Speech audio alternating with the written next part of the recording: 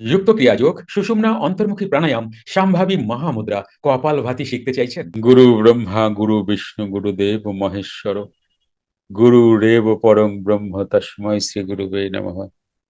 অজ্ঞানতিমিরান্ধস্য জ্ঞানাঞ্জনশলাকয়া চক্ষুরুন্মিলিতং येन তস্মৈ শ্রী গুরুবে নমঃ। জয় যোগীরাজ, জয় গুরুদেব, জয় গুরু বাবা। দেখো, ক্রিয়াযোগ কি? ক্রিয়াযোগ হচ্ছে গীতার ব্রহ্মবিদ্যা।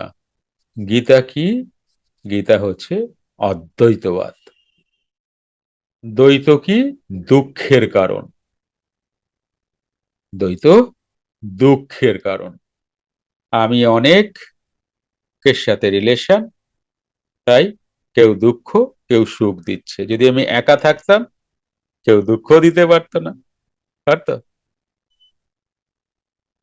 তো সেখানে বলছেন অদ্বৈতের কথা হচ্ছে, কিন্তু দ্বৈতের কথা না। নাম ধরিয়া ডাকিলে কি ঈশ্বরকে পাওয়া যায়? হে কৃষ্ণ, হে রাম, নাম ধরিয়া ডাকিলে ঈশ্বরকে পাওয়া যায়? এক ভক্তের এই প্রশ্নের উত্তরে যোগীরাজ বলিলেন, নাম ও রূপ দেহের বা কোনো বস্তুর হয়। নাম বা রূপ কোনো দেহের বা বস্তুর হয়। তুমি দেখো, তুমি যাদের যা যা নাম দিচ্ছ সব কিছুই একটা ফর্মে আছে, তাই না? ঈশ্বরকে কি নাম ধরিয়া ডাকিবে? তিনি তো নাম ও রূপের অতীত। নাম ও রূপের অতীত। দেহের নাশ আছে, অতএব নাম ও রূপেরও নাশ আছে। কিন্তু যিনি ঈশ্বর, তিনি উৎপত্তিহীন এবং অবিনাশী। সে কোনোদিন জন্মায়নি, সে কোনোদিনও নষ্ট হয় না। ঈশ্বর কি দূরের কোনো বস্তু? ঈশ্বর কি দূরের কোনো বস্তু? তিনি কি তুমি ছাড়া, হ্যালো, শোনো ভালো করে, তিনি কি তুমি ছাড়া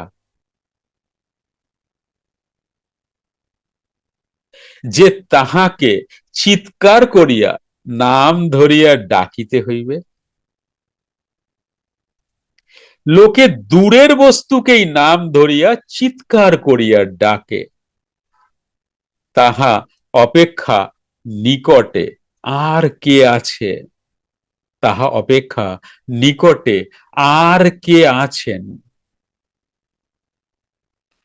দেখো, এখানে যদি কেউ দাঁড়িয়ে থাকে, তাহলে আমি তাকে ডাকলাম, কিন্তু একটা অন্য বডি। কিন্তু ঈশ্বর এমনই একটা, সে তো এতটাও দূরে নেই।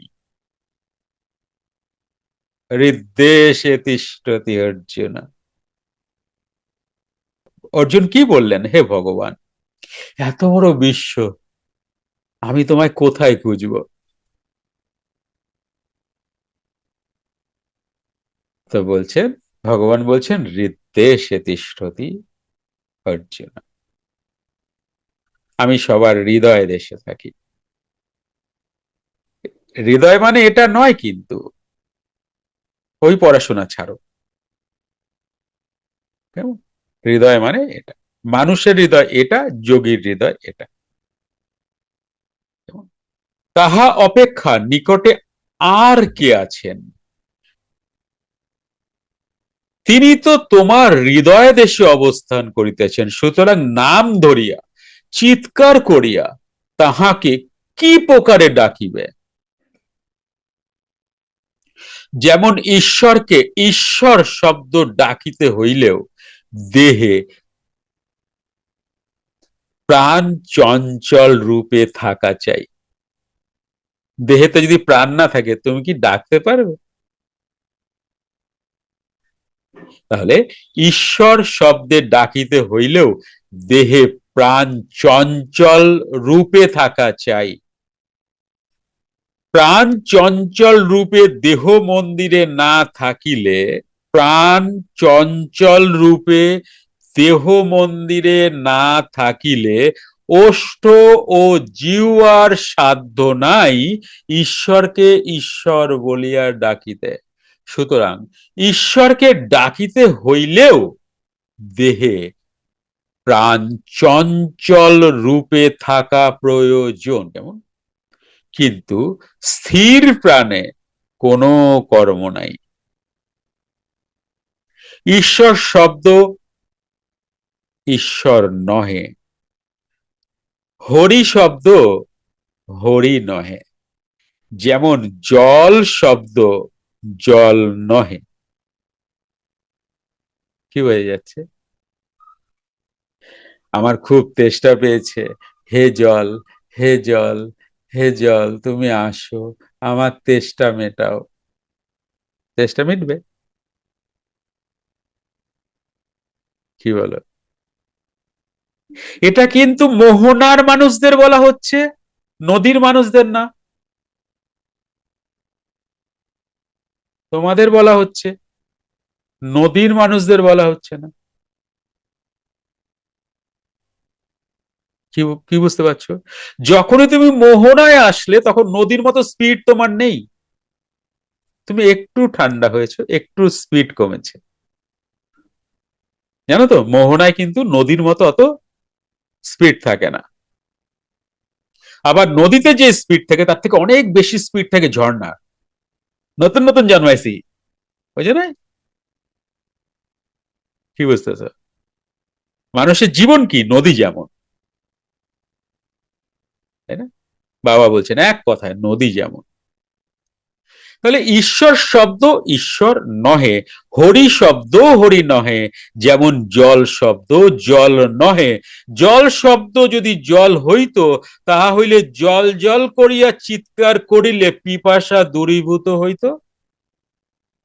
লজিকটা বোঝো। কিন্তু তাহা তো হয় না। অতএব হরি হরি করিয়া চিৎকার করিয়া ডাকিলেও তাহার সাড়া পাওয়া যাইবে না।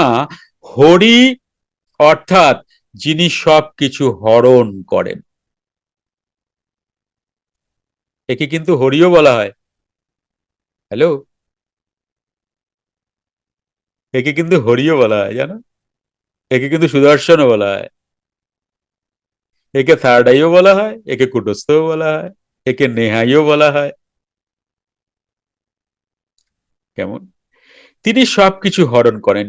যেখানে কোনো প্রকার ইন্দ্রিয় সঙ্গ নাই, প্রাণ স্থির হইলে অর্থাৎ চঞ্চল অবস্থার অবসানে সব কিছু হরণ হইয়া যায়। জীবের জীব ভাব ঘুচিয়া যায়, সমস্ত প্রকার ইন্দ্রিয় বিবর্জিত অবস্থা প্রাপ্ত হওয়া যায়। তাই স্থির অবস্থায় হরি পদবাচ্য। যুক্ত ক্রিয়াযোগ, সুষুম্না অন্তর্মুখী প্রাণায়াম, সম্ভাবী মহামুদ্রা, কপালভাতি শিখতে চাইছেন? প্রতি সপ্তাহে মঙ্গল, বুধ ও বৃহস্পতিবার রাত 8টা থেকে 9টা অবধি জুম অনলাইনে নিজের বাড়ি বসেই শিখতে পারবেন। যোগাযোগ জ্ঞানী গুরু কমিউনিটি, ফোন নাম্বার 9903680146।